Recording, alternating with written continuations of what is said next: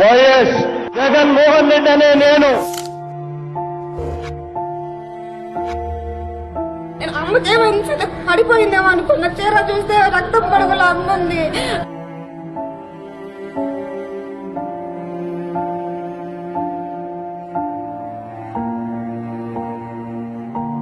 ఎందుకు మా అక్కని వేధిస్తున్నావు అన్నందుకే చంపేశారు. పొలిటికల్ గా ఎంటర్ అయ్యి హోటల్ తీసేసుకున్నారు. వాళ్ళు పోవడం కాదు, ప్రభుత్వం పొమ్మంటోంది. అంటే ఈ సమయంలో దావోస్ లో -5, -10 డిగ్రీలు నడుస్తూ ఉంటుంది. టెంపరేచర్ విపరీతమైన చలి ఉంటుంది.